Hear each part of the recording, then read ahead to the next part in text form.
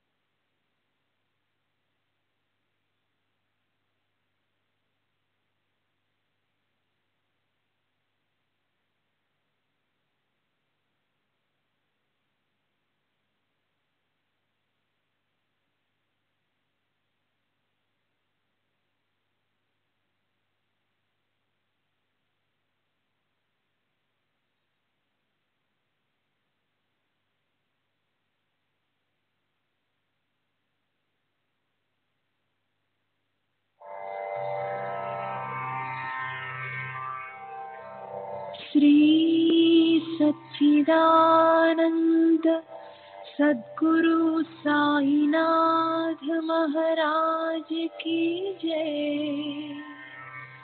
सद्गुरु श्री साईनाथुनि शरद बाबूजी की जय।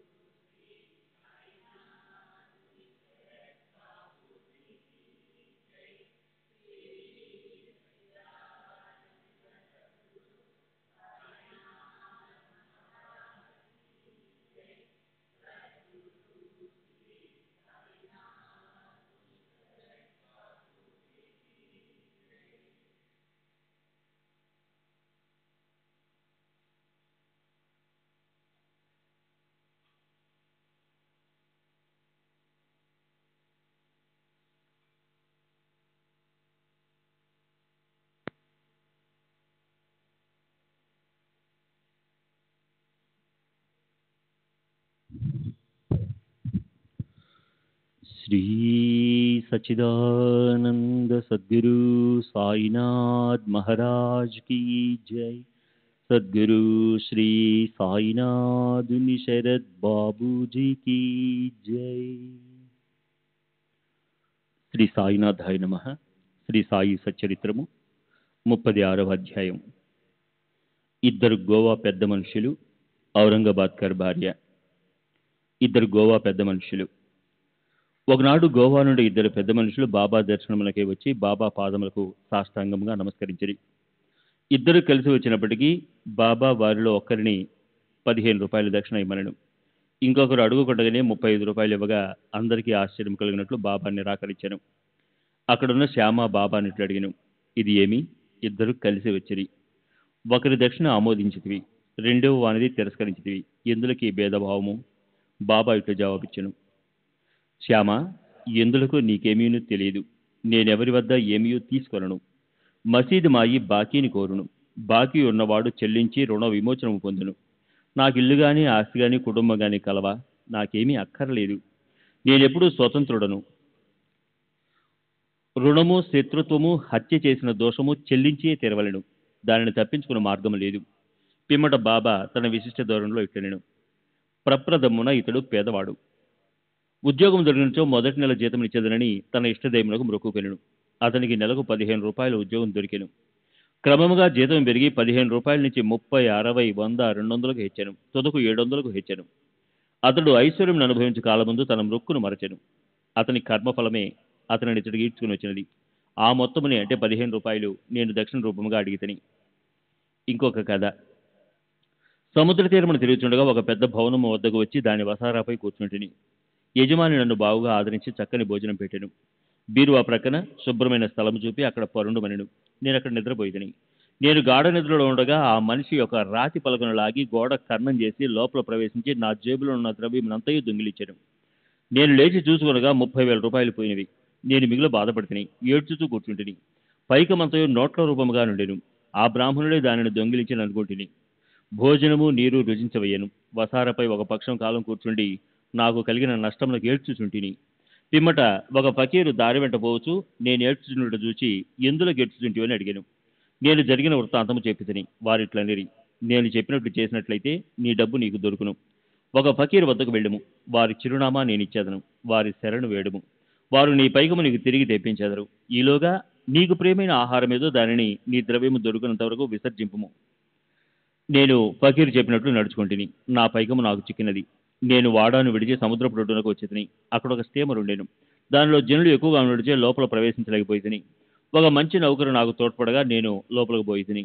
అది ఇంకొక ఒడ్డునకు తీసుకుని పోయినది. అక్కడ రైలు బండినెక్కి ఈ మసీదుకు వచ్చేతిని. కథ పూర్తి కాగానే బాబా ఆ అతిథులను భోజనం కొరకు తీసుకుని పొమ్మనగా శ్యామ అట్లే చేసెను. శ్యామ వారిని ఇంటికి తీసుకుని పోయి భోజనం పెట్టెను. భోజన సమయంలో శ్యామ బాబా చెప్పిన కథ చిత్రంగా ఉన్నదనెను. బాబా వారెన్నడూ సముద్ర తీరమునకు పోయి ఉండలేదు. వారి వద్ద 30,000 రూపాయలు ఎప్పుడూ లేకుండెను. ఎన్నడూ ప్రయాణం చేయలేదు. ద్రవ్యం ఎప్పుడూ పోవుట గాని వచ్చుట గాని జరగలేదు. కాన దాని భావము తమకేదైనా తెలిసిన దాన్ని వారిని అడిగాను. అతిథుల మనసులు కరిగాను. వారు కండ్ల తడి పెట్టుకుని ఏడ్చుచు బాబా సర్వజ్ఞుడు, అనంతుడు, పరబ్రహ్మ స్వరూపుడే అని నుడివిరి. బాబా చెప్పిన కథ మాగొచ్చి అని వారు చెప్పినదంతయు మా విషయమే. వారికి ఎట్లు తెలుసును అన్నది గొప్ప చిత్రము. భోజనమైన తరువాత పూర్తి వివరణం చెప్పేదమనిది. భోజనమైన పిమ్మట తాంబూలం వేసుకుంటూ అతిథులు వారి కథలను చెప్పదొడంగిరి. అందులో ఒకరు ఇట్లు చెప్పిరి. లోయలోనున్న ఊరు మా స్వగ్రామము. జీవనోపాధికై నేను ఉద్యోగం సంపాదించి గోవా వెళ్ళితిని. నాకు ఉద్యోగం లభించినచో నా మొదటి నెల జీతము ఇచ్చేదనని దత్తదేవుడికి మొక్కుకుంటిని. వారి దయ వల్ల నాకు 15 రూపాయలు ఉద్యోగం దొరికెను. నాకు క్రమముగా జీతము బాబా చెప్పిన ప్రకారము 700 రూపాయల వరకు హెచ్చినది. నా మొక్కుని నేను మరచితిని. దానిని బాబా ఈ విధముగా జ్ఞప్తికి తెచ్చి నా వద్ద 15 రూపాయలు తీసుకుంది. అది దక్షిణ కాదు, అది పాత బాకీ. తీర్చుకొనక మరచిన మొక్కును చెల్లించుట. నీతి. బాబా ఎన్నడూ డబ్బు భిక్షమెత్తలేదు.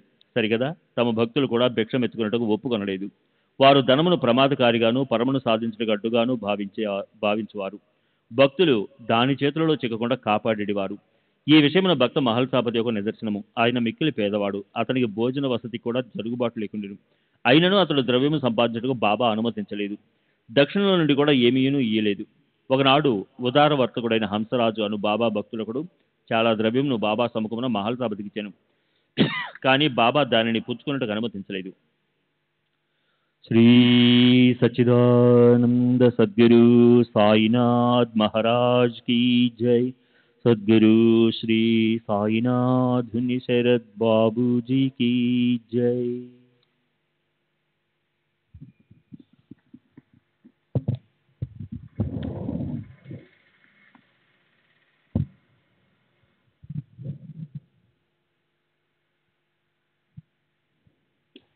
పిమ్మట రెండో అతిథి తన కథనిట్లు ప్రారంభించెను. నా బ్రాహ్మణ వంట మనిషి నా వద్ద 35 సంవత్సరాల నుండి నౌకరీ చేయుచుండెనను. దురదృష్టమున వాడు చెడు మార్గంలో పడెను. వాని మనస్సు మారిపోయెను. వాడు నా ద్రవ్యంనంతయు దొంగలించెను. రాతి పలకను తొలగించి ధనం దాచిన దువోశానమున్న గదిలో ప్రవేశించి నా ఆస్తి సర్వమును అనగా 30,000 రూపాయల కరెన్సీని దొంగిలించి పారిపోయిను.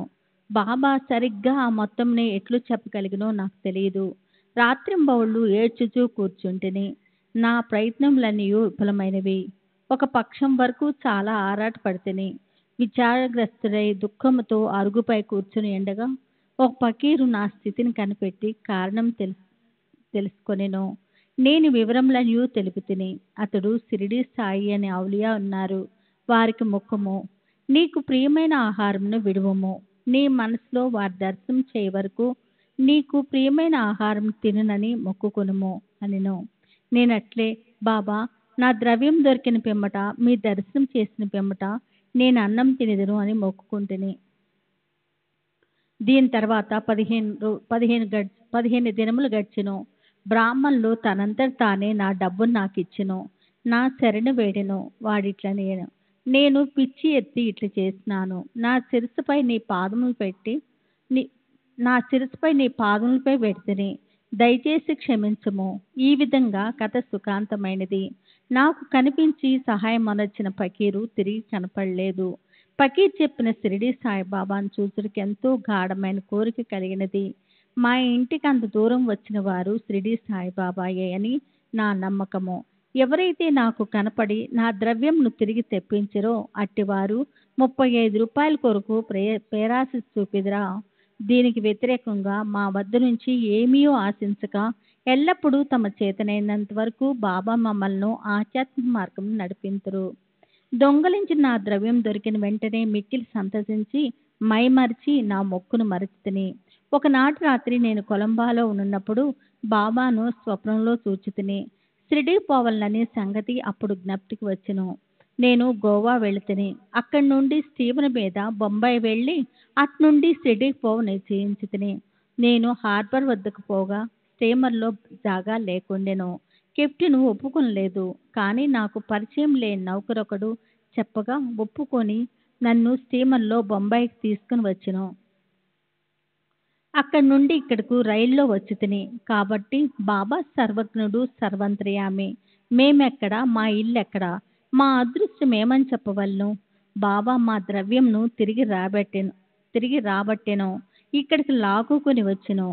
షిరిడీ జనుల్లారా, మీరు మాకంటే పుణ్యాత్ములు, మాకంటే అదృష్టవంతులు.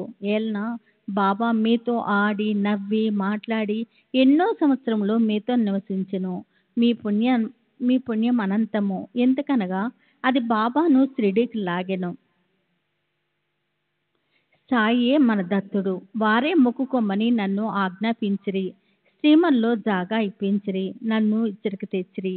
ఇట్లు వారి సర్వజ్ఞతమును సర్వశక్తిమత్వమును నిరూపించిరి. ఔరంగాబాద్కర్ భార్య. షోలాపూర్ నివాసియగు సఖారాం ఔరంగాబాద్కర్ భార్యకు 27 సంవత్సరాలైనను సంతానం కలగలేదు. బాబా అనేక దేవతలకు మొక్కులు మొక్కెను, కానీ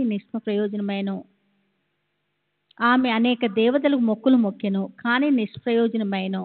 తుదకు నిరాశ చెందెను. ఈ విషయమై చివరి ప్రయత్నం చేయి నిశ్చయించుకొని తన సవతి కొడుకగు విశ్వనాథంతో షిరిడీకి వచ్చెను. అచ్చట బాబా సేవ చేయుచూ 2 నెలలు గడిపెను. ఆమె ఎప్పుడు మసీదుకు పోయినను అది భక్తులచే నిండి ఉండేది. బాబా చుట్టూ భక్త మండలి మూగియుండువారు. బాబా ఒంటరిగా చూసి వారి పాదంపై పడి మన మనసును విప్పి చెప్పి తనకొక సంతానం కావాలని కోరుకున్నటకై తగిన అవకాశంకై ఆమె కనిపెట్టుకుని ఉండెను. తుదకు శ్యామకి ఈ సంగతి చెప్పి బాబా ఒంటరిగా ఉన్నప్పుడు తన విషయంలో జోక్యం కలుగు చేసుకునమనెను. శ్యామ బాబా దర్బార్లు ఎప్పుడూ తెరిచే ఉండుననియు ఆయనను ఆమె గురించి ప్రయత్నించదననియు సాయి ప్రభువు ఆశీర్వదించవచ్చుననియు చెప్పెను. బాబా భోజన సమయమున మసీదు వాకిల్లో కొబ్బరికాయ అగరవత్తులతో సిద్ధంగా నుండమనియు తాను సైగ చేయగానే మసీదు పైకి రావాలనియు చెప్పెను. ఒకనాడు శ్యామ మధ్యాహ్నం భోజనానంతరము బాబా చేతులు తువాలతో తుడుచుచుండగా బాబా శ్యామ బుగ్గను గిల్లెను. శ్యామ కోపగించి, దేవా, నా బుగ్గను గిలుట నీకు తగునా? మా బుగ్గలు గిలినట్టి పెంకి దేవుడు మాకక్కర్లేదు. మేము నీపై ఆధారపడి ఉన్నామా? ఇదేనా మన సాన్నిహిత్య ఫలితము అనెను.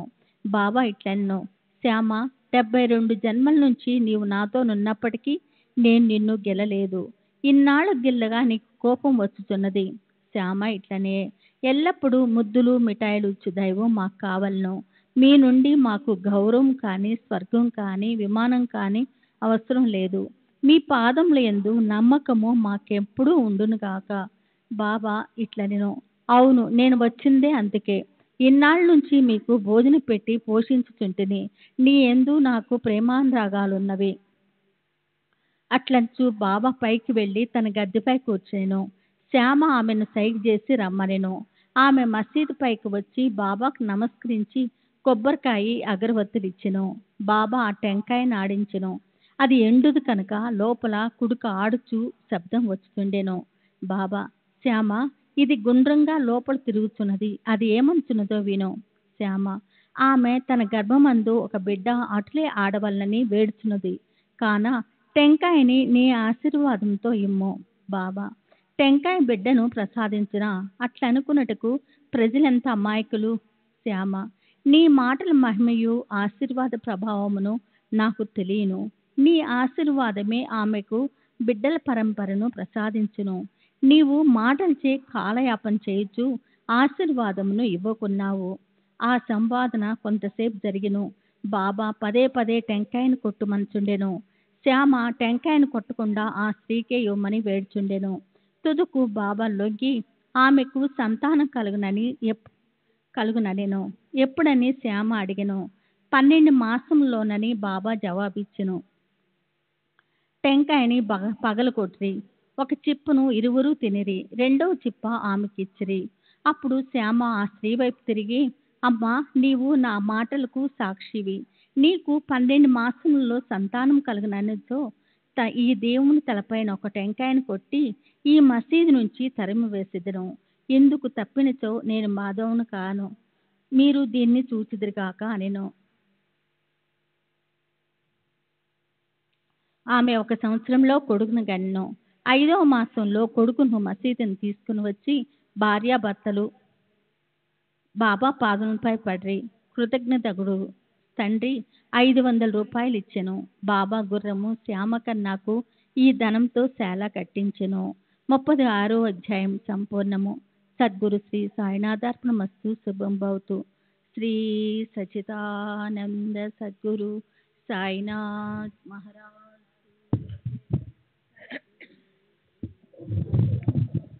శరత్ బాబూజీ की జై. శ్రీ సాయినాథాయ నమః. శ్రీ సాయి సచ్చరిత్రము 37వ అధ్యాయము. ప్రస్తావన. చావడి ఉత్సవం. హేమాడు పంతు ఈ అధ్యాయంలో కొన్ని వేదాంత విషయములు ప్రస్తావించిన పిమ్మట చావడి ఉత్సవమును గూర్చి వర్ణించుచున్నాడు. ప్రస్తావన. శ్రీ సాయి జీవితము మిక్కుల పావనమైనది. వారి నిత్య కృత్యములు ధన్యములు. వారి పద్ధతులు చర్యలు వర్ణింప అలవి కానివి. కొన్ని సమయములందు వారు బ్రహ్మానందంతో మైమర్చెడివారు. మరికొన్ని సమయములందు ఆత్మజ్ఞానముతో తృప్తి పొందిడివారు. ఒక్కొక్కప్పుడు అన్ని పనులను నెరవేర్చుచు ఎట్టి సంబంధము లేనట్లు ఉండేవారు. ఒక్కొక్కప్పుడు ఏమీ చేయనట్లు కనిపించినప్పటికీ వారు సోమరిగా గాని నిద్రితులుగా గాని కనిపించేడివారు కారు. వారు ఎల్లప్పుడూ ఆత్మానుసంధానం చేసేడివారు. వారు సముద్రం వలె శాంతంగా తొనకక ఉండినట్లు కనిపించినను వారి గాంభీర్యము లోతు కనుగొనరానివి. వర్ణనాతీతమైన వారి నైజము వర్ణింపగల వారెవరు? పురుషులను అన్నదమ్ముల వలె, స్త్రీలను అక్కచెల్లెల వలె చూచుకొనిడివారు. వారి శాశ్వత అస్ఖలిత బ్రహ్మచర్యము అందరూ ఎరిగినదే.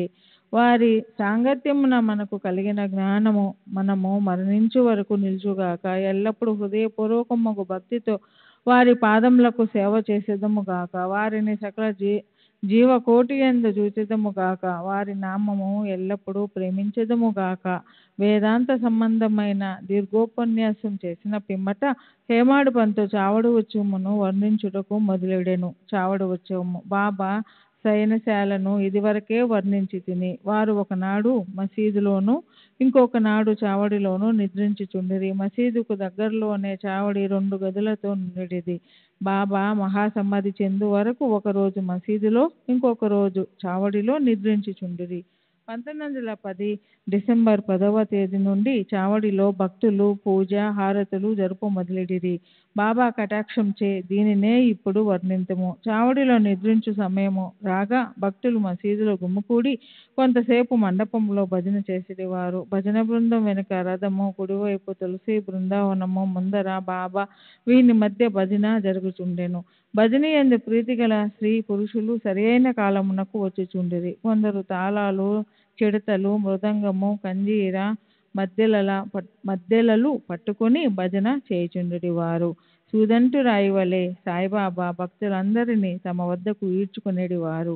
బయట బహిరంగ స్థలంలో కొందరు దివిటీలు సరిచేయుచుండిరి, కొందరు పల్లకీని అలంకరించుచుండిరి, కొందరు బెత్తములను చేత ధరించి శ్రీ సాయినాథ్ మహారాజుకి జై అనే కేకలు వేయుచుండిరి. మసీదు మూలలు తోరణములతో అలంకరించుచుండిరి. మసీదు చుట్టూ దీపముల వరుసలో కాంతిని వెదజల్లుచుండెను. బాబా గుర్రము శ్యామకర్ణ సజ్జితమై బయట నిలుచుండెను. అప్పుడు తాత్యాపాటిలు కొంతమందిని వెంటబెట్టుకొని వచ్చి బాబాను సిద్ధంగా నుండుమని చెప్పేడివారు. బాబా నిశ్చలంగా కూర్చునేడివారు. తాత్యాపాటిలు వచ్చి బాబా చంకలో చెయ్యి వేసి లేవనెత్తుచుండెను. తాత్య బాబాను మామా అని పిలిచేడివారు. నిజంగా వారి బాంధవ్యము మిక్కిలి సన్నిహితమైనది. బాబా శరీరంపై మామూలు కఫ్ని వేసుకొని చంకలో సటకా పెట్టుకొని చిలుమును పొగాకును తీసుకొని పైన ఉత్తరీయము వేసుకొని బయలుదేరుటకు సిద్ధపడుచుండిరి. పిమ్మట తాత్య జలతారు సెల్లాను బాబా ఒడలిపై వేసేడివారు. అటు పిమ్మట బాబా తన కుడి పాదము బొటన వ్రేలితో దునిలోని కట్టెలను ముందుకు త్రోసి కుడి చేతితో మండుచున్న దీపము ఆర్పి చావడికి బయలుదేరేడివారు. అన్ని వాయిద్యములు మ్రోగేడివి. మతాబా, మందు సామాను అనేక రంగులు ప్రదర్శించు కాలేడివి. పురుషులు స్త్రీలు బాబా నామం పాడుచు మృదంగము వీణల సాయంతో భజన చేయుచు ఉత్సవంలో నడుచుచుండిరి. కొందరు సంతసముతో నాట్యమాడుచుండిరి, కొందరు జెండాలను చేత పట్టుకొనుచుండిరి. బాబా మసీదు మెట్ల పైకి రాగా బాల్తారులు శ్రీ సాయినాథ్ మహారాజుకి జై అని కేకలు పెట్టుచుండిరి. బాబాకు ఇరుపక్కల చామరములు మొదలుగున్నవి పట్టుకొని విసురుచుండిరి. మార్గమంతి అడుగులకు మడుగులు పరిచెడివారు. వానిపై బాబా భక్తుల కేలుతతో నడిచెడివారు. తాత్య ఎడమ చేతిని, మహల్సాపతి కుడి చేతిని, బాబు సాహెబ్ జోగ్ శిరస్సుపై ఛత్రమును పట్టుకునేటివారు. ఈ ప్రకారంగా బాబా చావడికి పయనమగుచుండెను. బాగుగాను పూర్తిగాను అలంకరించిన ఒక గుర్రము శ్యామకర్ణ దారి తీయుచుండెను. దాని వెనుక పాడేడువారు, భజన చేయువారు, వాయిద్యములు మ్రోగించువారు భక్తుల సమూహము ఉండేది. హరినామ స్మరణతోనూ బాబా నామస్మరణతోనూ ఆకాశము అగునటులా మారుమ్రోగుచుండెను. ఈ మాదిరిగా శోభయాత్ర మసీదు మూల చేరుసరికి ఉత్సవంలో పాల్గొన్న వారందరూ ఆనందించుచుండిరి. ఈ మూలకు వచ్చేసరికి బాబా చావడి వైపు ముఖం పెట్టి నిలిచి ఒక చిత్రమైన ప్రకాశంతో వెలుగడివారు. వారి ముఖము ఉదయ సంధ్య వలె లేదా బాలబాణుని వలె ప్రకాశించుచుండెను. అచట బాబా ఉత్తరము వైపు ముఖం పెట్టి కేంద్రీకరించిన మనసుతో నిలిచేడివారు.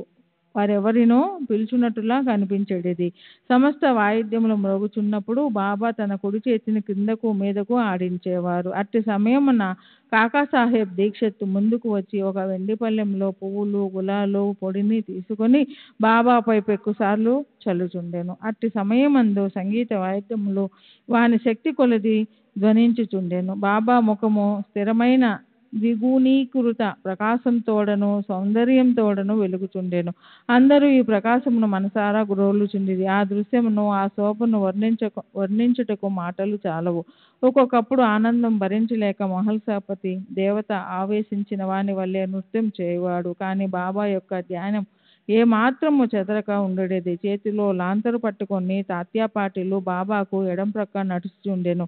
భక్త మహల్సాపతి కుడివైపున నడుచుచు బాబా సెల్లయంచును పట్టుకొనిడివారు. ఈ ఉత్సవం ఎంతో రమణీయముగా నుండేది. వారి భక్తి చెప్పనలవి కానిది. ఈ పల్లకి ఉత్సవము చూచుటకు పురుషులు, స్త్రీలు, ధనికులు, పేదవారు గుమికూడుచుండిరి. బాబా నెమ్మదిగా నడుచుచుండెను. భక్తి ప్రేమలతో భక్త మండలి బాబా కిరుప్రక్కల నడుచుచుండిరి. వారు వాతావరణమంతయు ఆనందపూర్ణమై ఉండగా శోభయాత్ర చావడి చేరుచుండెను. ఆ దృశ్యము ఆ కాలము గడిచిపోయినవి. ప్రస్తుతం గాని ఇక ముందు గాని ఈ దృశ్యము కనలేము. అయినను ఆ దృశ్యమును జ్ఞప్తికి తెచ్చుకుని భావన చేసినచో మనసుకు శాంతి తృప్తి కలుగును. చావడిని బాగుగా అలంకరించుచుండిరి. దానిని తెల్లని పైకప్పుతోనూ నిలువుటు అద్దములతోనూ అనేక రంగుల దీపములతోనూ వేలాడగట్టిన గాజు బుడ్డీలతోనూ అలంకరించుచుండిరి. చావడి చేరగానే తాత్య ముందు ప్రవేశించి ఒక ఆసనం వేసి బాలీసు నుంచి బాబాను కూర్చుండబెట్టి మంచి అంగారక తొడిగించిన పిమ్మట భక్తులు బాబాను 1000 విధములా పూజించుచుండిరి. బాబా తలపై తురాయి కిరీటమును పెట్టి పువ్వుల మాలలు వేసి మెడలో నగలు వేయుచుండిరి. ముఖమునకు కస్తూరి నామమును మధ్యను బొట్టును పెట్టి మనస్ఫూర్తిగా బాబా వైపు హృదయ ఆనందకరంగా చూచెడివారు. తలపై కిరీటములు అప్పుడప్పుడు తీయుచుండెడివారు. లేనిచో బాబా దానిని విసిరి వేచునని వారి భయము. బాబా భక్తుల అంతరంగమును గ్రహించి వారి కోరికలకు లొంగి ఉండేవారు. వారు చేయుదానికి అభ్యంతర పెట్టువారు కారు. ఈ అలంకారంతో బాబా మిక్కిలి సుందరంగా కనిపించుచుండిరి. శ్రీ సచ్చిదానంద సద్గురు సాయినాథ్ మహారాజ్ కీ జై. సద్గురు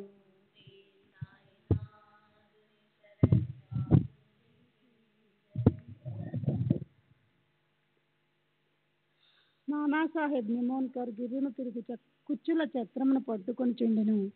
బాపు సాహెబ్ జోక్ ఒక వెండి పళ్ళెంలో బాబా పాదములు కడిగి ఆర్గ పాద్యములు అర్పించి చేతులకు గంధము పూసి తాంబూలమునిచ్చుచుండెను. బాబా గద్దెపై కూర్చుని ఉండగా తాత్య మొదలగు భక్తులు వారి పాదములకు నమస్కరించుచుండిరి. బాలీసుపై ఆనుకొని బాబా కూర్చుని ఉండగా భక్తులు ఇరువైపులా చామరములతోనూ విసనకర్రలతోనూ విసురుచుండిరి. అప్పుడు శ్యామ చిలుమును తయారు చేసి తాత్యాకు ఇవ్వగా అతడొక పీల్పు పీల్చి బాబాకి ఇచ్చుచుండెను. బాబా పీల్చిన పిమ్మట భక్త మహల్సాకు ఇచ్చడివారు. తదుపరి ఇతరులకు లభించుచుండెను. జడమగు చిలుము ధన్యమైనది. మొట్టమొదట అది అనేక తప పరీక్షలకు కాగవలసి వచ్చెను. కుమ్మరులు దానిని త్రొక్కుట, ఎండలో ఆరబెట్టుట, నిప్పులో కాల్చుట వంటివి సహించి తుదకు అది బాబా ముద్దుకు హస్త స్పర్శకు నోచుకున్నది. ఆ ఉత్సవం పూర్తి అయిన పిమ్మట భక్తుల పూలదండలను బాబా మెడలో వేసేడివారు. వాసన చూచుటకు పువ్వుల గుత్తులను చేతికిచ్చేవారు. బాబా నిర్వ్యామోహము అభిమాన రాహిత్యముల అవతారమగుడిచే ఆ అలంకరణలు గాని మరియు మర్యాదలను గాని లెక్క పెట్టువారు కాదు. భక్తుల యందు అనురాగం చేవారు సంతృష్టి కొరకు వారి ఇష్టానుసారము చేయుటకు ఒప్పుకొనుచుండిరి. ఆఖరికి బాపు సాహెబ్ జోగ్ సర్వ లాంఛనములతో హారతినిచ్చువారు. హారతి సమయమున బాజా భజంత్రీలు మేళతాళములు స్వేచ్ఛగా వాయించువారు. హారతి ముగిసిన పిమ్మట భక్తుల ఆశీర్వాదమును పొంది బాబాకు నమస్కరించి ఒకరి తర్వాత ఒకరు తమ ఇండ్లకు పోవుచుండిరి. చిలుము, అత్తరు, పన్నీరు సమర్పించిన పిమ్మట తాత్య ఇంటికి పోవుటకు లేవగా బాబా ప్రేమతో అతనితో ఇట్లనను, నన్ను కాపాడుము, నీకిష్టమున్నచో వెళ్ళుము, కానీ రాత్రి ఒకసారి వచ్చి నా గూర్చి కనుగొనుచుండుము, అట్లనే చేయుదునంచు తాత్య చావడి విడిచి గృహమునకు పోచుండును. బాబా తన పరుపును తానే అమర్చుకుని వారు 50-60 దుప్పట్లను ఒకదానిపై ఇంకొకటి వేసి దానిపై నిద్రించువారు. మనము కూడా ఇప్పుడు విశ్రమించదము. ఈ అధ్యాయమును ముగించుటకు ముందు భక్తులకు ఒక మనవి. ప్రతిరోజు రాత్రి నిద్రించుటకు ముందు సాయిబాబాను వారి సావడి ఉత్సవమును జ్ఞప్తికి తెచ్చుకొనవలెను. 37వ అధ్యాయము సంపూర్ణము.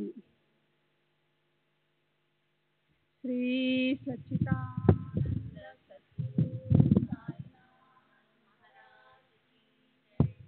సద్గురు శ్రీ సాయినాథుని శరద్ బాబు జై. శ్రీ సాయినాథాయ నమః. శ్రీ సాయి సచ్చరిత్రము 6వ రోజు పారాయణము 38వ అధ్యాయము. ప్రస్తావన. బాబా వంటపాత్ర నానాసాహెబ్ దేవాలయమును అగౌరవించుట. కాల మిశ్రమము 1 గిన్నెడు మజ్జిగ. గత అధ్యాయములో బాబా గారి చావడి ఉత్సవము వర్ణించితిమి. ఈ అధ్యాయములో మనము బాబా వంటపాత్ర మొదలగు వాణిని గూర్చి చదివెదము. ప్రస్తావన. ఓ సద్గురు సాయి, నీవు పావనమూర్తివి, ప్రపంచమంతటికీ సంతోషమును ప్రసాదించితివి, భక్తులకు మేలు కలుగజేసితివి. నీ పాదముల ఆశ్రయించిన వారి బాధలను తొలగించితివి. నిన్ను శరణుదొచ్చిన వారిని ఉదార స్వభావుడవగుటచే వారిని పోషించి రక్షించెదవు. నీ భక్తుల కోరికలు నెరవేర్చుటకు, వారికి మేలు చేయుట కొరకు నీవు అవతరించెదవు. పవిత్రాత్మయను ద్రవసారమును బ్రహ్మమనడి అచ్చులో పోయగా దాని నుండి యోగులలో నలంకారమగు సాయి వెడలెను. ఈ సాయి ఆత్మారాముడే. స్వచ్ఛమైన దైవికానందమునకు వారు పుట్టినిల్లు. జీవితేచ్ఛలన్నీయు పొందిన వారై వారు భక్తులను నిష్కాములను చేసి విముక్తుల చేసిరి. బాబా వంటపాత్ర. యుగ యుగములకు శాస్త్రములు వేర్వేరు సాధనములను ఏర్పాటు చేసి ఉన్నవి. కృతయుగములో తపస్సు, త్రేతాయుగములో జ్ఞానము, ద్వాపర యుగములో యజ్ఞము, కలియుగములో దానము చేయవలనని శాస్త్రములు ఘోషించుతున్నవి. దానములన్నింటిలోనూ అన్నదానమే శ్రేష్టమైనది. మధ్యాహ్నము 12 గంటలకు భోజనము దొరకనితో మనము చాలా బాధపడిదము. అట్టి పరిస్థితులలో నితర జీవులు కూడా అట్లే బాధపడును. ఈ విషయము తెలిసి ఎవరైతే బీదలకు, ఆకలితోనున్న వారికి భోజనము పెట్టెదరో వారే గొప్ప దాతలు. తైత్తరీయ ఉపనిషత్తు ఇట్లు చెప్పుతున్నది: ఆహారమే పరబ్రహ్మ స్వరూపము. ఆహారము నుండియే సమస్త జీవులు ఉద్భవించినవి. సచ్చిన పిమ్మటనవి తిరిగి ఆహారములో ప్రవేశించును. మిట్ట మధ్యాహ్నము మన ఇంటికి ఎవరైనా అతిథి వచ్చినచో వారిని ఆహ్వానించి భోజనము పెట్టుట మన విధి. ఇతర దానములు అనగా ధనము, బట్టలు మొదలుగునవి ఇచ్చినప్పుడు కొంత విచక్షణ కావలెను. కానీ ఆహార విషయములో అట్టి ఆలోచన అనవసరము. మన ఇంటికి మిట్ట మధ్యాహ్నం ఎవరు వచ్చినను వారికి మొట్టమొదట భోజనము పెట్టవలెను. కుంటి, గ్రుడ్డి, రోగిష్ఠులు వచ్చినచో వారికి మొట్టమొదట భోజనము పెట్టిన పిమ్మట ఆరోగ్యవంతులకు, అటు పిమ్మట మన బంధువులకు పెట్టవలెను. మన బంధువులు మొదలగు వారికి పెట్టుట కంటే నిస్సహాయులైన అంగవికలురు తదితరులకు పెట్టుట ఎంతో శ్రేయస్కరము. అన్నదానము లేకున్నచో ఇతర దానములు ప్రకాశించవు. ఎట్లనా చంద్రుడు లేని నక్షత్రము వలె, పతకము లేని కంఠహారము వలె, పింఛము లేని కిరీటము వలె, కమలము లేని చెరువు వలె, భక్తి లేని భజన వలె, కుంకుమ బొట్టు లేని పుణ్యశ్రీ వలె, బొంగురు కంఠము కలవాని పాట వలె, ఉప్పు లేని మజ్జిగ వలె రుచింపవు. అన్ని వ్యంజనముల కంటే పప్పుచారు ఎట్లు ఎక్కువో అట్లే అన్ని పుణ్యములలో అన్నదానం ఎక్కువ. బాబా ఆహారమునెట్లు తయారు చేసి పంచిపెట్టుచుండెను చూచెదము. శ్రీ సచ్చిదానంద సద్గురు సాయినాథ్ మహారాజ్ కీ జై. సద్గురు శ్రీ సాయినాథుని శరత్ బాబూజీ కీ జై.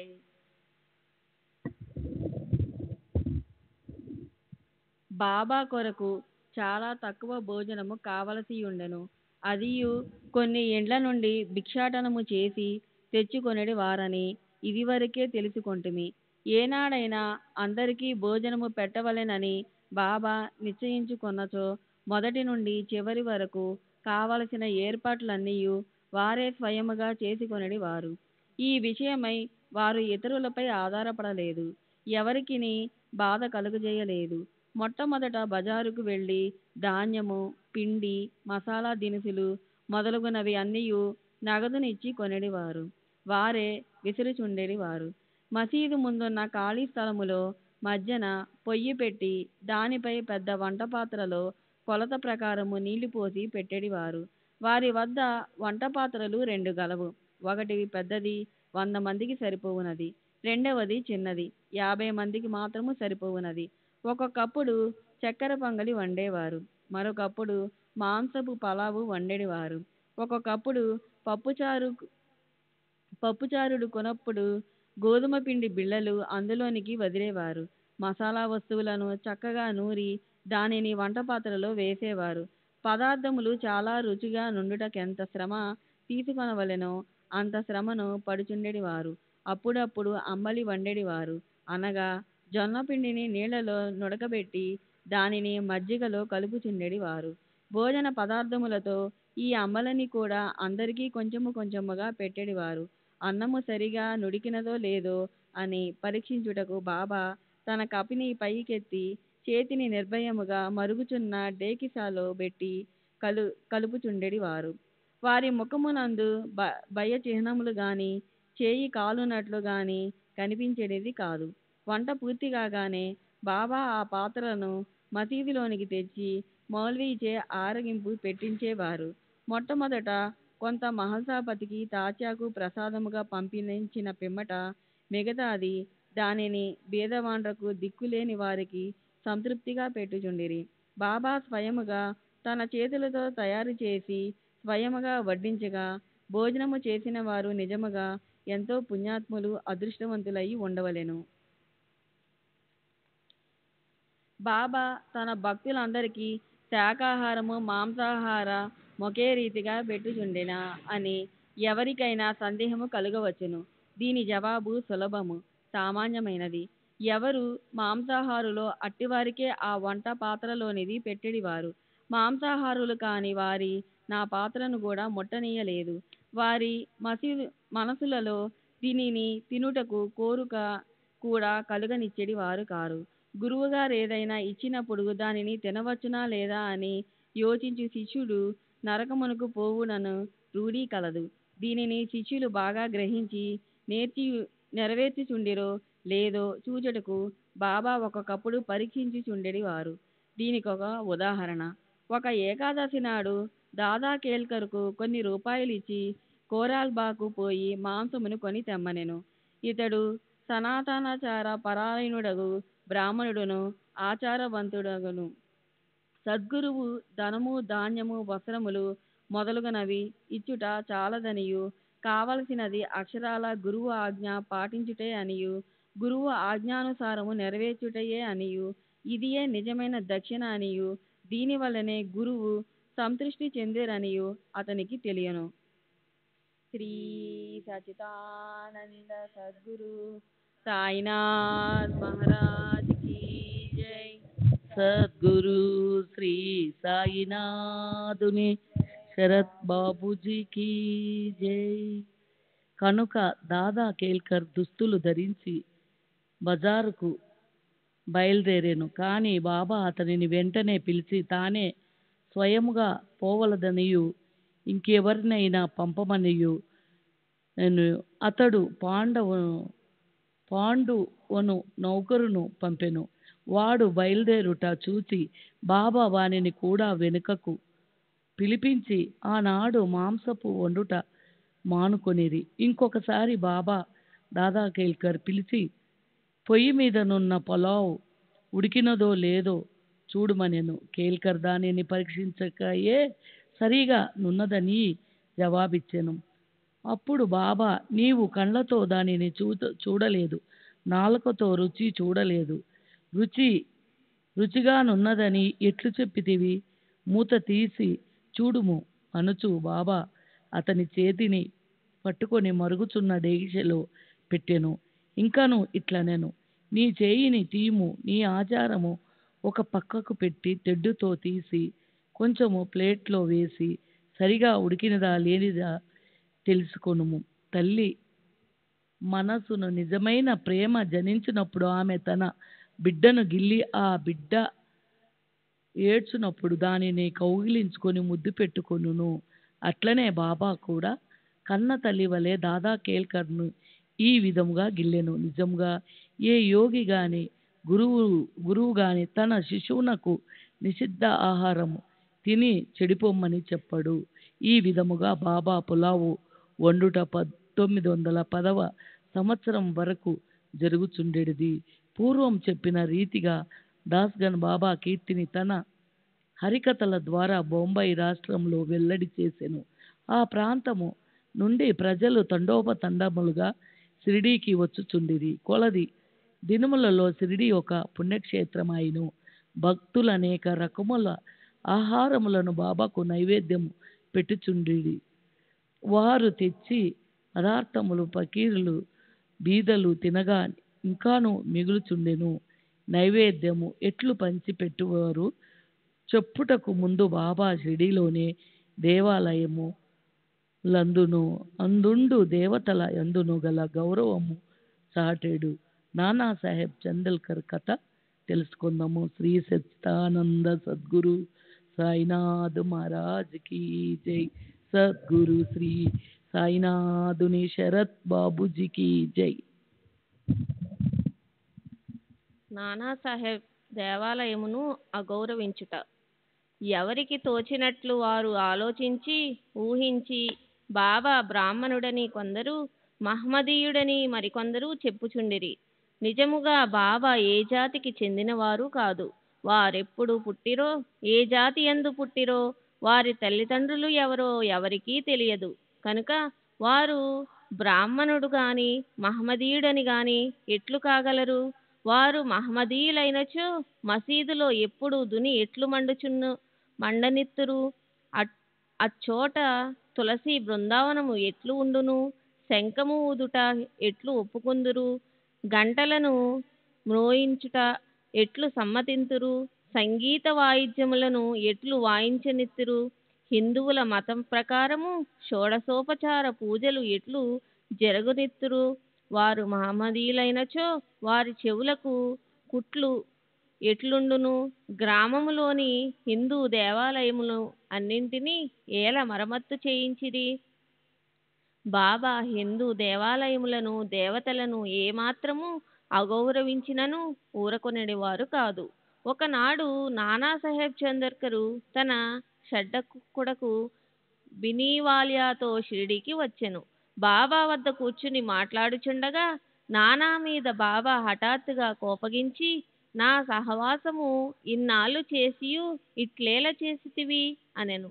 నానాసాహెబ్ మొదట దీనిని గ్రహించలేకపోయెను. కనుక అదేమిటో వివరించవలసిందిగా ప్రార్థించెను. కోపర్గాం నుండి షిరిడీకి ఎట్లు వచ్చితివని బాబా అతనిని అడిగెను.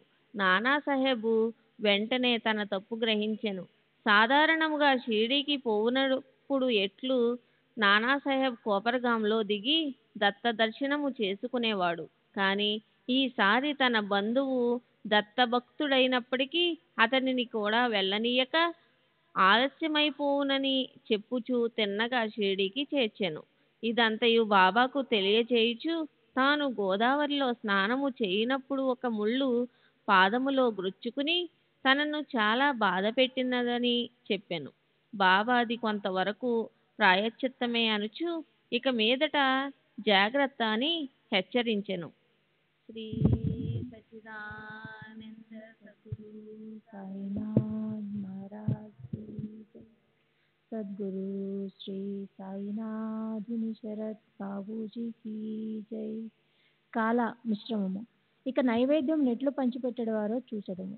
హారతి పిమ్మట భక్తులందరికీ ఊదితో తమ ఆశీర్వాదములు ఇచ్చి పంపివేసిన పిమ్మట బాబా మసీదులోనికి పోయి నింబారు వైపు వీపు పెట్టి కూర్చునిచుండెను. కుడివైపు ఎడమవైపు భక్తులు పంక్తులలో కూర్చునిచుండెరి. నైవేద్యం తెచ్చిన భక్తులు పళ్ళెం ముందు మసీదులో పెట్టి బాబా ఆశీర్వాదంకై ఊదికై కనిపెట్టుకుని బయట నిలిచిచుండెరి. అన్ని రకముల ప్రసాదములు బాబాకు వచ్చిచుండెడివి. పూరీలు, మండెగలు, బొబ్బట్లు, బాసుంది, సాంజా, పరమాన్నము మొదలగునవన్నీ ఒకే పాత్రలో వేసి బాబా ముందు ఉంచువారు. బాబా దీనిని దైవంకు అర్పించి పావనమనుచుండెను.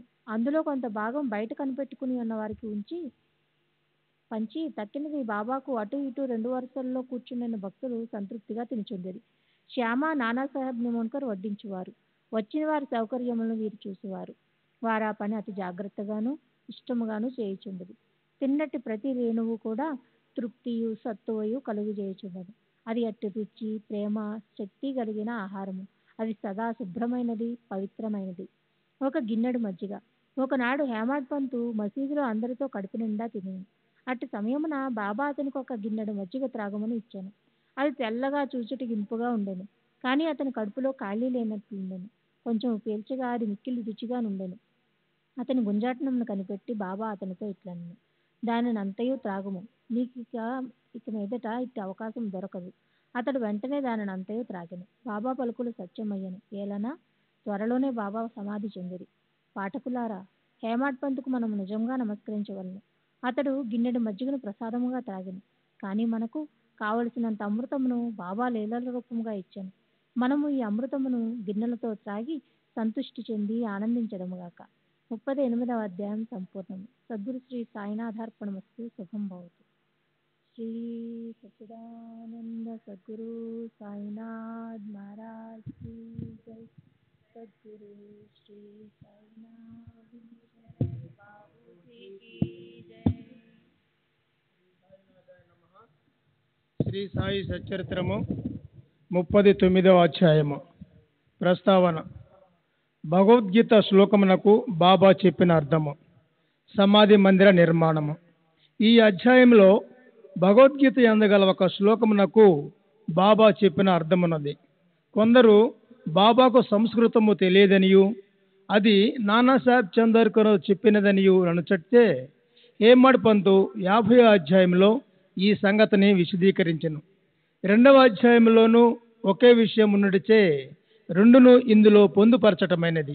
ప్రస్తావన. సిరిడి పవిత్రమైనది, ద్వారకామాయి పావనమైనది.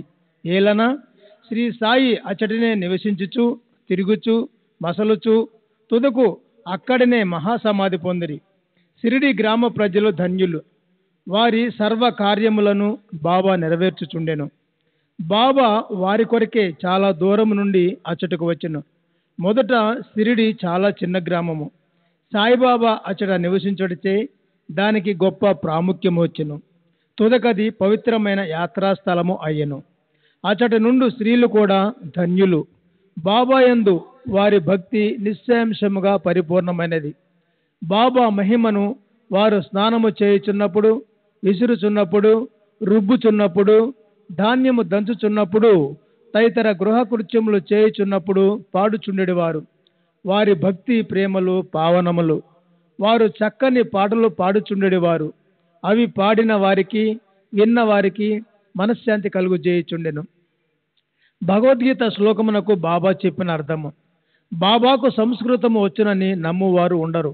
ఒకనాడు భగవద్గీతలోని ఒక శ్లోకమును బాబా చక్కని అర్థమును నానాసాహెబ్ చందోర్కర్కు బోధించి ఆశ్చర్యము కలుగజేసెను.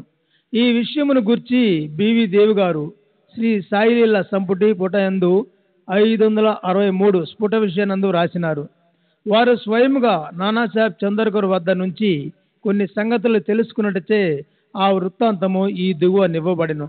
నానాసాహెబ్ చందోర్కర్ వేదాంతమును బాగా చదివినవారు. ఆయన భగవద్గీతను వివిధ వ్యాఖ్యానములతో చదివి ఉన్నందున తన పాండిత్యమునకు గర్వించుచుండెను. బాబాకు ఈ విషయము గాని సంస్కృతము గాని తెలియదని ఆయన అభిప్రాయము. అందుచే ఒకనాడు బాబా అతన్ని గర్వము అణచెను. ఆ తొలి రోజులలో భక్తులు గుంపులు గుంపులుగా రానప్పుడు బాబా భక్తుల సంశయములు తీర్చుటకు ఒంటరిగా వారితో మసీదులో మాట్లాడుచుండిరి. బాబా దగ్గర నానా కూర్చొని వారి కాళ్ళను ఒత్తుచు నోటిలో ఏదో గొణుగుచుండెను. బాబా, నానా ఏమి గొణుగుచున్నావు? నానా, సంస్కృత శ్లోకమును వల్లించుచున్నాను. బాబా, ఏ శ్లోకము? నానా, భగవద్గీతలోనిది. శ్రీ సచ్చిదానంద సద్గురు సాయినాథ్ మహారాజ్ కీ జై. సద్గురు శ్రీ సాయినాథ్ శరత్ బాబూజీ కీ జై. బాబా, గట్టిగా చదువుము నాన్న. భగవద్గీత 4వ అధ్యాయము 34వ శ్లోకము ఈ క్రింది విధముగా చదివెను. తద్విత్తి ప్రాణిపాతేన పరిప్రశ్నేన సేవాయ ఉపదేక్షాంతి తే జ్ఞానం జ్ఞానేన సత్వదర్శినః. బాబా, నానా అది నీకు బోధపడినదా? నాన్న, అవును. బాబా, నీకు తెలిసినచో నాకు చెప్పుము నాన్న. దాని తాత్పర్యం ఇది. సాష్టాంగ నమస్కారము చేయుట అనగా పాదములపై పడుట, గురుని ప్రశ్నించుట, వారి సేవ చేయుట ద్వారా ఈ జ్ఞానమును తెలుసుకొనుము. అప్పుడు మోక్షమును పొందు జ్ఞానము కలవారు అనగా పరబ్రహ్మమును తెలిసిన వారు ఆ జ్ఞానమును ఉపదేశించెదరు. బాబా: నానా, శ్లోకము యొక్క తాత్పర్యం అక్కరలేదు. ప్రతి పదార్థము, వ్యాకరణము మరియు దాని అర్థము చెప్పుము. అప్పుడు నానా ప్రతి పదమునకు అర్థము చెప్పాను. బాబా: నానా, ఉత్త సాష్టాంగ నమస్కారము చేసినచో చాలునా? నానా: ప్రాణీపాత అను పదమునకు ఇంకొక అర్థము నాకు తెలియదు. ప్రాణీపాత అనగా సాష్టాంగ నమస్కారమని నాకు తెలియను. బాబా: పరిప్రశ్న అనగానేమి? నాన్న: ప్రశ్నలు అడుగుట. బాబా: ప్రశ్న అనగానేమి? నాన్న: అదే అనగా ప్రశ్నించుట. బాబా: పరిప్రశ్న అన్నను ప్రశ్న అన్నను ఒకటే అయినచో వ్యాసుడు పరి అను ప్రత్యయమును ప్రశ్నకు ముందేలా ఉపయోగించెను?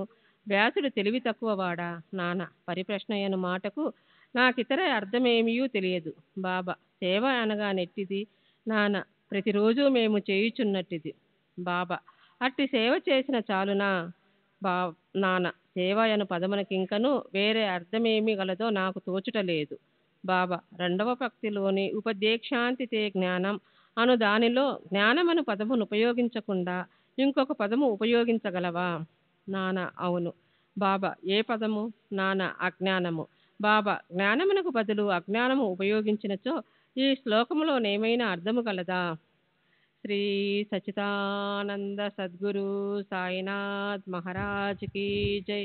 సద్గురు శ్రీ సాయినాథ్ బాబూజీ కీ జై. నానా: లేదు, శంకర భాష్యము మా విధముగా చెప్పటం లేదు. బాబా: వారు చెప్పునితో పూర్ణము అజ్ఞానమను పదమును ఉపయోగించిన ఎడల తగిన అర్థము వచ్చినప్పుడు దానిని ఉపయోగించుటక ఏమైనా ఆపేక్షణ కలదా? నానా: అజ్ఞానమును పదమును చేర్చి దాని అర్థమును విశదపరచుట నాకు తెలియదు. బాబా: కృష్ణుడు అర్జునుని జ్ఞానులకు తత్వదర్శులకు నమస్కారములు ప్రశ్నించుట సేవ చేయమని చెప్పనేలా? స్వయముగా కృష్ణుడే తత్వదర్శి కాడా? వారు నిజముగా జ్ఞానమూర్తియే కదా? నాన్న: అవును, అతడు తత్వదర్శియే. కానీ అర్జును నిరంతర జ్ఞానులను ఎలా సేవించమనునో నాకు తోచటం లేదు. బాబా: నీకది బోధపడలేదా? నాన్న సిగ్గుపడెను. అతని గర్వం అణిగెను. అప్పుడు బాబా ఇట్లు వ్యాఖ్యానించెను: 1. జ్ఞానుల ముందు ఉత్తు సాష్టాంగ నమస్కారము చేసినతో సరిపోదు. మనము సద్గురువునకు సర్వస్థ శరణాగతి చేయవలెను. 2. ఊరికే ప్రశ్నించుట సాలదు. దుర్బుద్ధితో గాని దొంగ ఎత్తుతో గాని వారిని బుట్టలో వేయుటకు గాని వారి తప్పులను పట్టుటకు గాని పనికిమాలిన ఆసక్తితో గాని అడగకూడదు. నిజముగా తెలుసుకుని దానిచే మోక్షము పొందుటకు గాని ఆధ్యాత్మిక అభివృద్ధికి గాని అడగవలెను. 3. సేవ అనగా ఇష్టమున్నచో చేయవచ్చును, లేనిచో మానవచ్చుననే అభిప్రాయముతో చేయునది సేవ కాదు. శరీరము తనది కాదనియు దానికి తానే యజమాని కాదనియు శరీరము గురువుగారిదనియు వారి సేవ కొరకే శరీరం ఉన్నదనియు భావింపవలెను. ఇట్లు చేసినచో సద్గురువు శ్లోకములో చెప్పబడిన జ్ఞానమును బోధించును. గురువు ఆజ్ఞమును బోధించుననుగా నాకు అర్థము కాలేదు. బాబా: జ్ఞానము ఉపదేశం ఎట్లగును అనగా సాక్షాత్కారము బోధించుట ఎట్లు? అజ్ఞానమును నశింపజేయుటయే జ్ఞానము. జ్ఞానేశ్వర్ మహారాజు ఇట్లు చెప్పి ఉన్నారు: అజ్ఞానమును తొలగించుట ఇట్లు: ఓ అర్జున, స్వప్నము నిద్ర తొలగిపోయినచో మిగులునది నీవుగా గ్రహింపుము. జ్ఞానమనగా అజ్ఞానమును నశింపజేయుటయే చీకటిని తమిరివేయుటే వెలుతురు. అదైవత్వమును నశింపజేయుటే అదైవత్వము. దైవత్వమును నశింపజేసిదమనగా అదైవత్వమును గూర్చి చెప్పుట. చీకటిని చేసిదమనిచో వెలుతురు గూర్చి చెప్పుట. అదైవత్వమును పొందవలెనచో దైవత్వమును భావమును మనలో నుంచి తీసివేయవలెను. అదియే అదైవత్వమును పొందు జ్ఞానము. దైవత్వములోని ఉండి అదైవత్వమును గురించి మాట్లాడగలవారెవరు? ఎవరైనా అట్లు చేసినచో నా స్థితిలోనికి వారు రానిదే వారికి అది ఎట్లు తెలియను?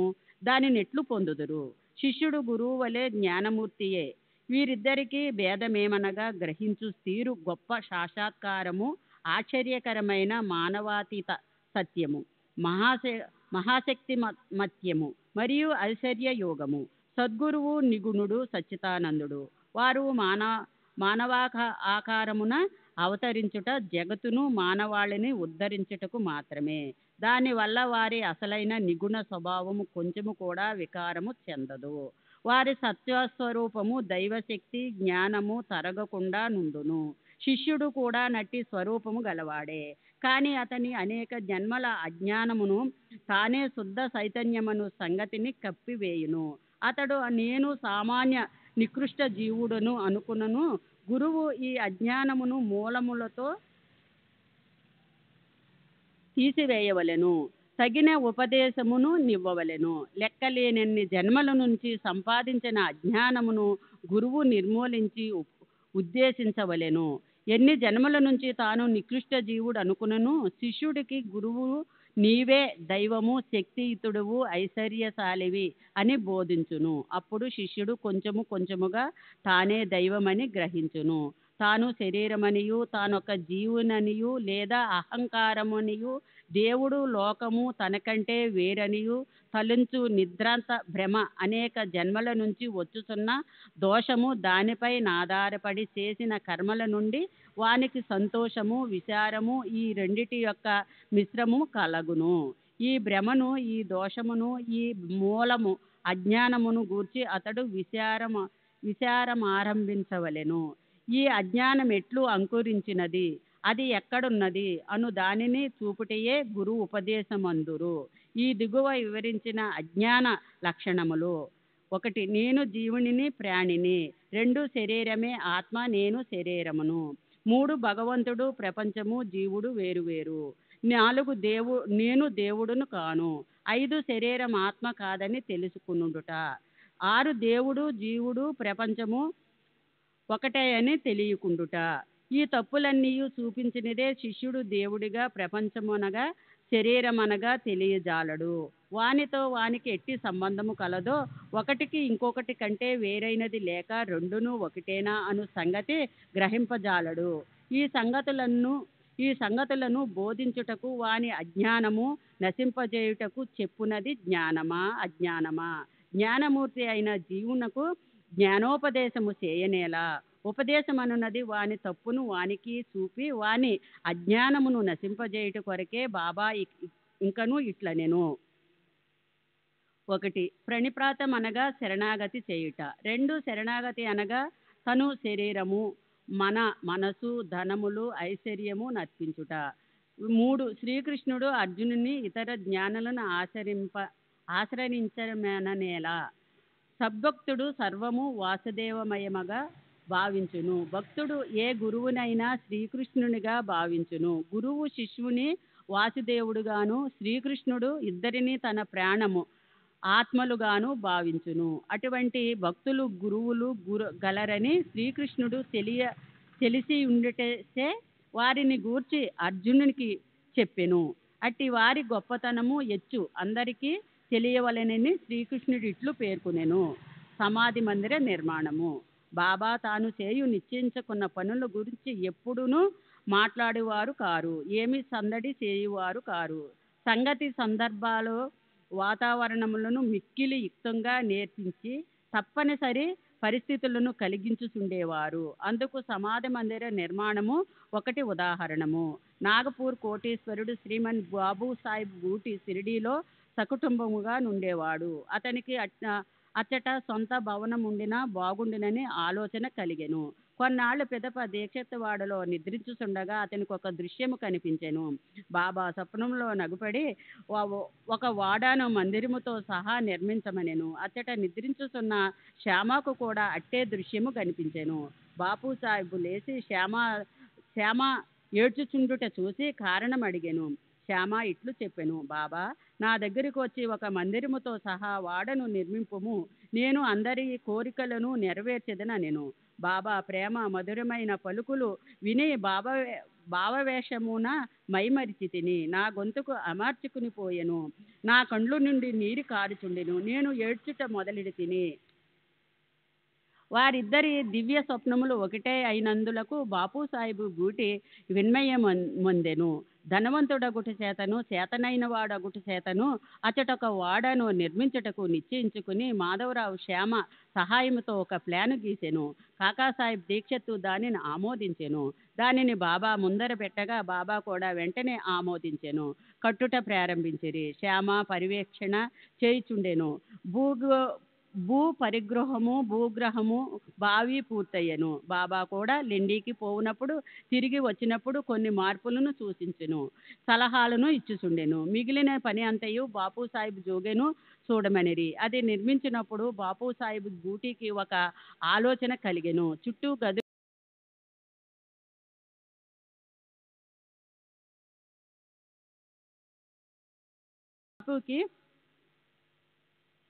ఆలోచన కలిగెను. శ్రీ సచ్చిదానంద సద్గురు సాయినాథ్ మహారాజ్ की जय. सद्गुरु श्री साईनाथ शरद बाबू जी की जय.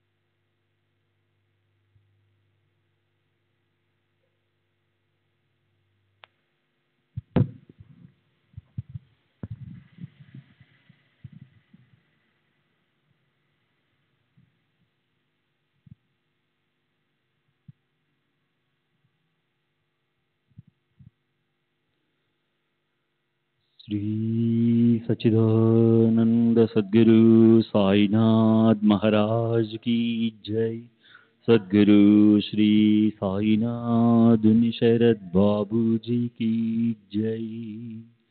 साई रहम नजर करना, बच्चों का पालन करना. साई रहम नजर करना, बच्चों का पालन करना. जाना तुमने जगत पसार, सब ही झूठ जमाना. जाना तुमने जगत पसार, सब ही झूठ जमाना. साई रहम नजर करना, बच्चों का पालन करना. साई रहम नजर करना, बच्चों का पालन करना. मैं अंधा हूँ बंदा आपका, मुझसे पद दिखलाना. मैं अंधा हूँ बंदा आपका, मुझसे पद दिखलाना. साई रहम नजर करना, बच्चों का पालन करना. साई रहम नजर करना, बच्चों का पालन करना. दासगणों कहे अब क्या बोलूं, थक गई मेरी रसना. दासगणों कहे अब क्या बोलूं, थक गई मेरी रसना. साई रहम नजर करना, बच्चों का पालन करना. साई रहम नजर करना, बच्चों का पालन करना.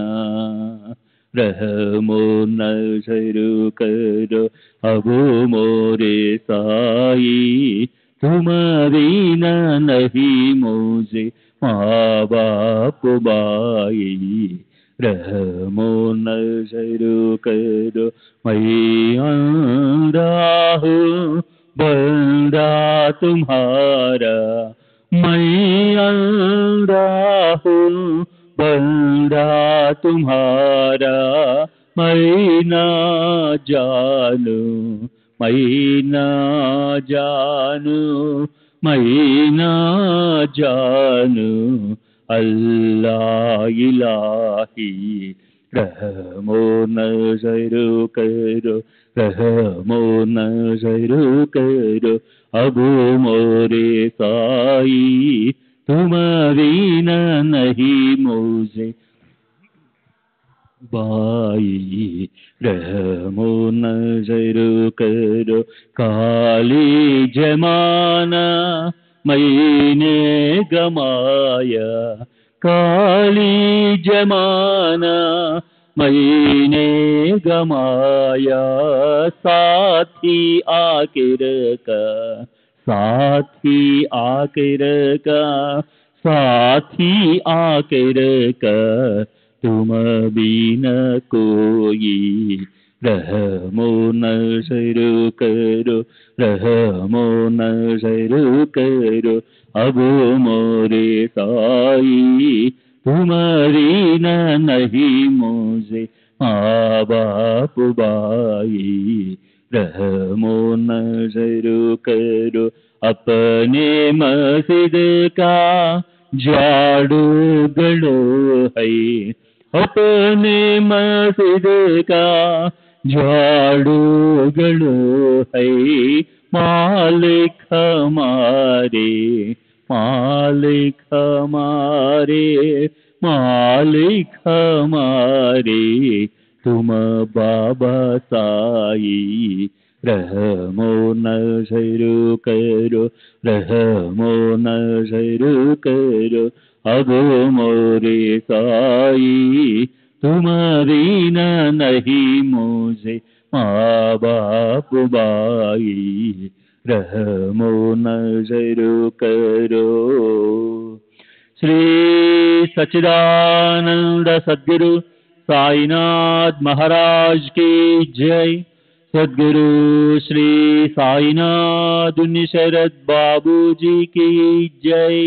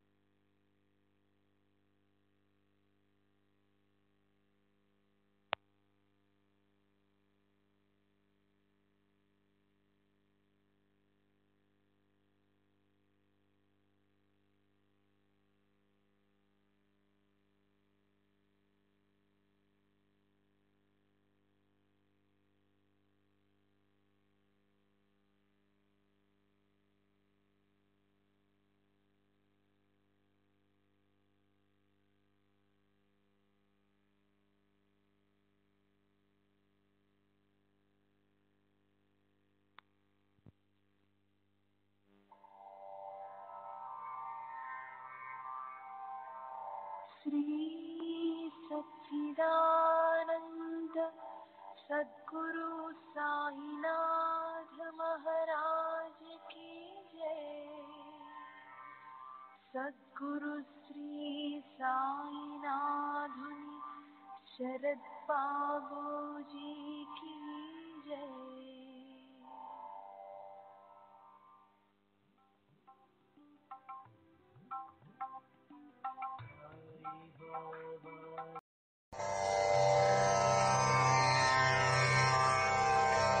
श्री सच्चिदानंद सद्गुरु साईनाथ महाराज की जय। सद्गुरु श्री साईनाथुनि शरद बाबूजी की जय।